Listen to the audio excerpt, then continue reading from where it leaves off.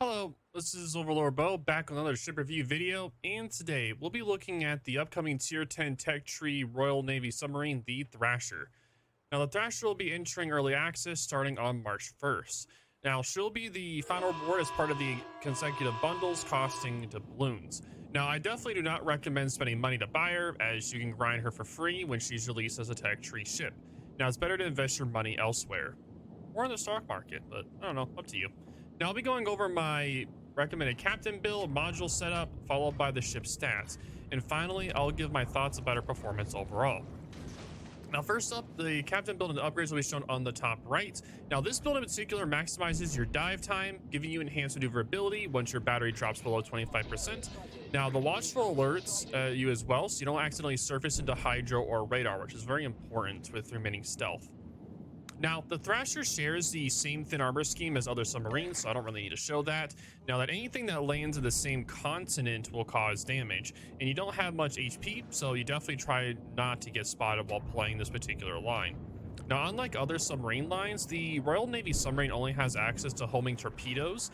The individual torpedoes aren't impressive, but Thrasher does throw out a ton of them, and they're also harder to dodge due to their lower reaction time. Now, Thrasher can fire a whopping 8 torpedoes up the front and 3 to the rear. This gives her impressive burst damage, but reloading only 4 front torpedoes at a time lowers her sustained damage output. Now, you do have a 12-kilometer range, is sufficient for most games. Now, you reload fairly quickly, so this isn't a major problem.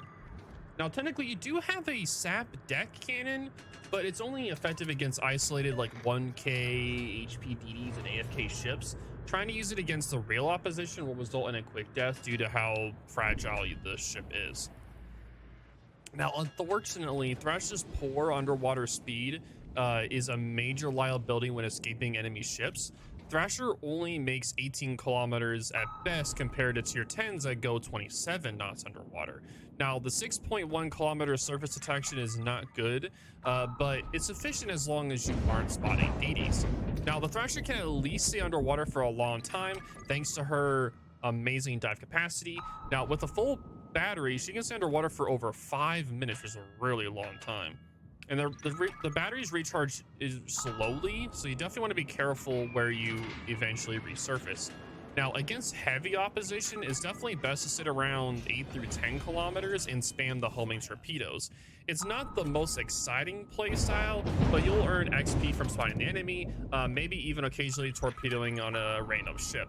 Now, once the numbers thin out, you can move in and sit underneath the enemy, spamming torpedoes, flank the enemy, or even get behind them for the best firing angles. Now, not only will you cause great damage, but you can sow chaos into the enemy ranks. But you just definitely want to be careful though, because the entire team will start hunting you down, even to the point of throwing away the game just to kill you. So you definitely need to watch out for that. Now, definitely want to be prepared to run away, or at least buy time for your team to take the caps. Now, overall, I'd say the Thrasher is a really simple submarine to play, and it's potentially a great beginner sub for newer players due to her simple gimmicks and only torp type to master. But again, the whole Thrash will be able to be it gets in the early access starting on March 1st. Again, I wouldn't really recommend you buy her or anything like that. Just wait for the timeline to come out is my recommendation for that. Now, with that out of the way, I'm just gonna pretty much just watch the replay and just talk about it. So during my gameplay of playing the Thrasher and the other Royal Navy submarine line, I had a lot of fun kind of just sitting on the surface and kind of just doing the old circle, just keep launching torps over and over again. Now, I was trying to figure out what the best was, either launching 2 at a time or 4. But since the Thrasher does have a quick reload, I would just shoot 2, wait about 15 seconds, shoot 2, and then just keep doing that over and over again. But I wanted to make sure I always had the four torpedoes always reloading, so you always get more and more torpedoes out continuously. But I definitely recommend the Royal Navy submarine line for beginners over, like, say, the American or the Germans. Like, they do have their own special place, but I feel like this particular line, the British line, is good for like a learning line, while the American and the Germans are more like Pacific in the way that they kind of like play. So that's how I would compare it to that. Like for the Americans, it's you use the front and the rear more middle to longer range, middle closer-ish, while the Germans can be more like a sniper with the longer range torpedoes. Now you do have 12 kilometers torpedoes, which they feel really nice. The 12 kilometers feel like a really good distance. If they were 10 kilometers, it would definitely be a little bit more of a pain to use. But I feel like the 12 kilometers really makes it where it can use the torpedoes well. Now, like I was saying in the earlier parts of the video, you don't really have a lot of damage with these torpedoes, but you just have so much spam potential that you can just do a lot of damage over time by just hitting continuous stores or just by getting floods.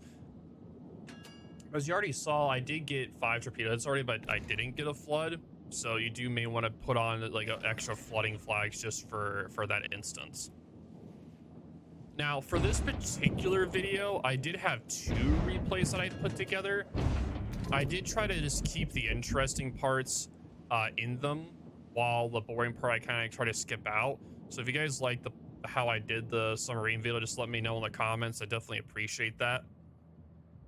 I've been trying to figure out the best way to do these kind of replays. But no, but pretty much at this point, I'm just launching torps because I know the Schlieffen's going behind there. So I kind of launched them behind there.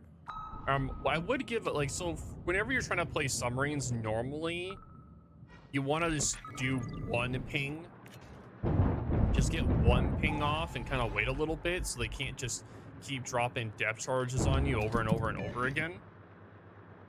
So usually you want to kind of try to space them out. Here though, I think I got a little bit greedy here with a double ping. Did I do a double ping? No, I didn't do a double ping. Nope. Okay. I just wanted to make sure. But as you see, I did the 4 so that all 4 of the tubes are reloading, and I did try to do another ping there so I'd be able to try to get a double ping because he needed the CP, so it's kind of a disaster. So I believe the Schlieffen's about 10 seconds, I believe, for its DCP, so we have to wait for that to be done, and that should be about now. It should be about now. And there you go. I do hear it from different people on their style to how to play subs. Some people like launching the torps first and then pinging, but due to the fact that for most of the homing torpedoes have an arming distance on battleships at 3.5 kilometers or 3 kilometers. So not arming, sorry. The homing goes about 3 kilometers, 3.5.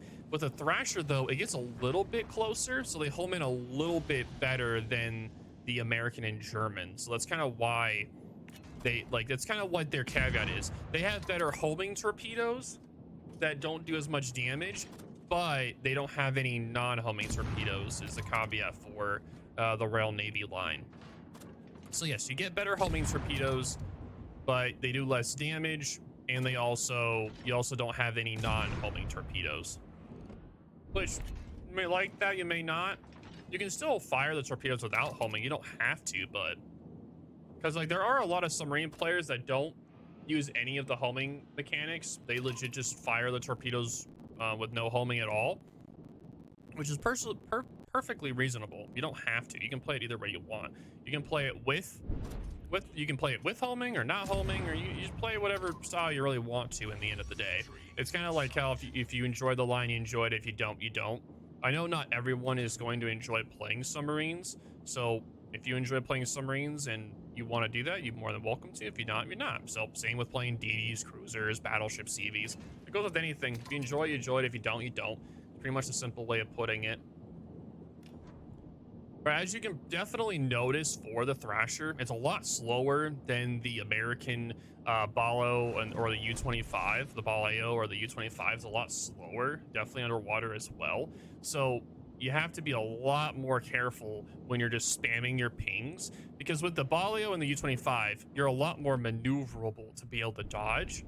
While with the Thrasher, you can't really maneuver as much, so you have to be a lot more spacing of your pings, so that you're not gonna just get depth charged from hell from 20 battleships. Like we've all seen, and it's super satisfying to watch too, there'd be a submarine that just gets a little bit too aggressive in the beginning of the match, and there's just a pile of battleships, and you see all the depth charge planes just drop right on top of it, and it just gets insta-killed.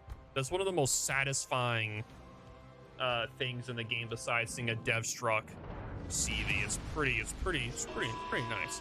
So I did 54k damage. It wasn't that impressive, but I still got top of the team with 2300, so I'll take that. That's pretty nice. I'll take it. So that's it for the first replay. So for the second replay, I believe I skipped over. Well, actually, I don't remember. Do I go through all of it? Oh, okay, I go through the whole replay here. Okay, I just want to make sure. No, this is like a full replay watch. Okay, I just wanted to make sure. But no, as I was saying earlier, though, you definitely want to learn how to space out your pings. You don't want to just spam them. Because if you spam the torpedoes over and over again, you're going to have, not the torpedoes, sorry, the homing, you're going to have like a real issue with that ND, like a really bad issue. So you definitely have to be really careful with that. Now, if you guys have any particular questions or comments you want to do, definitely know down in the comments for sure about this particular line. If you don't, that's okay too. You can always just leave a like, let me know how the video was. I do always try to improve my videos. So if you guys have any tips or anything you want to do about that, definitely let me know. For sure. All right. So at this point, I'm just trying to be a little bit, I was hoping that this super, I call this thing a super Kremlin. I just call it super Kremlin because I always forget what it's called, but I just like calling it a super Krem. It legit looks like a giant Kremlin. So I just call it super Krem. If it didn't look like a Kremlin, I probably wouldn't call it a super Krem because it doesn't really need to be called that. But yeah, it is what it is. I just call it super Krem because I like calling it super Krem. If it didn't look like a super Kremlin, I wouldn't be calling it that, but at the end of the day, it is what it is. As you're about to read in chat, though, he's definitely not very happy because he's getting really hard focused by the whole team. But he's also the only one, like, over here that's actually spotted. So the poor fella is just getting rained down upon right now. It's a disaster. Now, another side note I forgot to mention, the surface detection only has a range of 6 kilometers. Same with the submarine detection is also 6 kilometers as well. I forgot to mention that. So if you're trying to hunt a submarine or like trying to detect a surface ship, you're only going to spot them within 6 kilometers, which is inside of your surface detection of the submarine, which is 6.1. So you definitely want to take note of that. I forgot to mention that earlier. The surface section is only 6 kilometers, and same with the submarine. The submarine radar is only 6 kilometers as well. So you definitely have to be careful if you're trying to spot a surface ship. If you're playing the ship or the line, it only goes up 6 kilometers. Now I don't remember if it's the same for the tier 6 and 8. I think it probably is going to be, so if someone in the comments could let me know as well, I definitely appreciate that, if that's information that's already readily available. Now, I'm just going to admit, okay, right here, this Petro, we all know how evil Petros are, like, in the game. Like, we've all experienced them during clan battles and ranked and how annoying they are to fight. I really wanted to kill this Petro. I really just wanted to nail him. I wanted him to suffer for trying to play the bow in game. So my mission at this point was just to devastate him. Also, something to note, they didn't really launch too many planes at me. They are technically inside, like the St. Vincent is inside of his depth charge range. He could technically be launching depth charge planes when I'm pinging. Same with the other ones. Like whenever I ping, they should be launching depth charge, but they haven't really been doing that much, which is definitely a mistake on their side. They should definitely tongue twister. They should definitely be launching their their depth charge planes every time I ping. They should be trying to get me at least, but they haven't really done it that much. I think the Petro did a little bit. Oh yeah, there you go. There it is. The Petro did right there. But his DCB is only 5 seconds, so I'm just gonna launch another ping right after, and I'm just gonna keep trying to home him. But he's pretty much just reversing, so it's pretty much done for him at this point. He's just barely holding on. I was also really hoping to get the St. Vincent, but sadly I wasn't able to get him. because he was just behind the island most of the game, which is understandable. But as you saw at this point, I'm at my half battery life, and since I know there's no one near me, I'm just going to go back up on the surface. Most of the time, you want to be on the surface while you're playing a submarine, so you're not wasting your battery life. So in case you do have to go under, you'll be safe, or you're at periscope to where you can still maneuver around well. There is one particular mechanic of the subs I wish they would change. When you're at periscope depth, you should be slowed down rather than being still at full speed. Like, if you notice, if you're at periscope depth, you still go pretty much full speed, while when you go to the 30 or 60, you slow down. I feel like there should be some kind of speed penalty when you go to periscope, because I've seen a lot of submarines that would just sit on the surface and then, excuse me, they would simply just go to periscope and still be able to go just as fast zooming around, which makes it a lot harder to hit them, because one, you can't spot them unless you're within the 2.1 kilometer or whatever the detection is at the periscope. It's definitely something that I feel like they should change, because I've experienced this a lot playing this game, and a lot of frustration I've seen a lot of players have is that when you're trying to hunt a submarine, right? One, you can't spot it, which is understandable. You can't spot it. But the thing is, though, you can sit at periscope and still go just as fast as it does on the surface, which I don't think it should. It should be slowed down when it's at periscope, which would make it where it has to be on the surface more, which it should have to be on the surface more, and then use its battery to be able to get away or be a little bit more stealthy, which would make sense. But it's just something I've noticed with submarines, because the ones that are most notable of this is the Baleo and the U-25. If you guys have ever played tier 10 and you try to hit one of those submarines when they're maneuvering around and like pinging even all the time, it's really hard to hit them with the depth charge planes. It's really difficult. They make it's really, really hard, because they're going like almost 30 knots. Like, they're going incredibly quick. It's really, really, really hard to hit them, and they have an incredible concealment. So one, you're dealing with these submarines that are super quick, that have great concealment, and they're also able to put out so many torpedoes that there isn't much you can do, and you kind of just suffer the whole time. Now, I know that there is a bias against submarines in the game currently, which is definitely, like, understandable. I definitely do not enjoy them being in the game, and with the notable downtrend of World of Warships, like, I've been keeping track of it. World of Warships isn't as popular as it was. It's been on a downtrend for... It's been on a downtrend pretty much ever since submarines have been, like, I'm not saying it's 100% submarines' fault, but I am saying that there's kind of a correlation of where submarines being in the game and the player count going down. Like, I don't really say it much, but I do notice that the balancing of the submarines is really important for the game, the survivability of the game. So I'm just trying to throw out some ideas and stuff like that, just to be like, hey, maybe they can change this, maybe they can change that, maybe it'll make them better. I don't know. There's definitely a lot of people that I've known that just don't play the game anymore. A lot of my own community, a lot of them stopped playing the game, mostly due to like the subs just being in the game. So it's definitely like a lot of people's just complaints about them in general. It's definitely like been around for a while. So hopefully over time it gets better. We'll see. I just hoping that, you know, it gets better. Because, like, I do enjoy playing the game, but like there's only so much I can endure pretty much of stuff, so we'll see. Oh boy. I did really want this curve first, though. I did really want him. I was wanting to get him so bad, but I don't remember if I get him or not.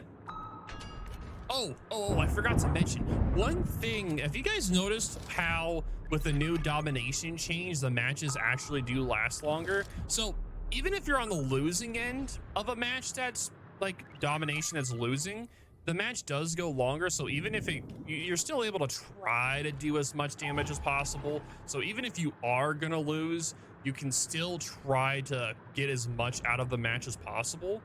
I do like this change. At first I was like, maybe not. I was like, nah, it's actually not that bad. I actually like it because it makes it where if you're winning a match, it doesn't just end in like 5 or 6 minutes.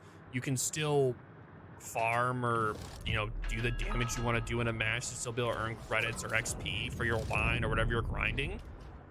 Oh, I'm just gonna admit right now, I was so stupid right here. I launched all of my torpedoes in the same spot like a freaking dumbass. I'll just admit it here. I was so stupid. Luckily, I had someone there to save me because I may have been able to kill him, but I definitely got hurt by him in the end. But yeah, that was a complete dumb move on my part. I'll just admit it. That was a complete dumb. I'll fully admit that I was a dumb and just literally just shotgun him and didn't even spread him. That was just me being an idiot, and I'll fully agree to that statement. That was just me being an idiot, and I'll just admit it. I was a full idiot there. I didn't even spread him. I just launched from the same spot. Ugh. Sometimes I'm a dumb and it's just really stupid. They've also been doing a lot of economic changes recently with, well, in patch 12.2, they will be giving more credit earnings to spotting, removing some from potential and from actual damage and giving it more to like secondaries or other armaments. Which is a really nice change. They should be rewarding like other things like spotting and such. I do love like the turn here. Like, ugh, turn is so nice. But yeah, let's see. So in this particular match, I did 2 kills, 61,000 damage, and I'll stop at the team again with 2,200. Good lord. But yeah, I'll take it. Those are some pretty nice matches. I'm pretty happy with them. But yep, that is going to be it for the Thrasher. If you guys have any questions or concerns, definitely let me know in the comments down below. But yep, I thank you guys for watching. Thank you all for being here. But yeah, I'll talk to y'all later. Deuces.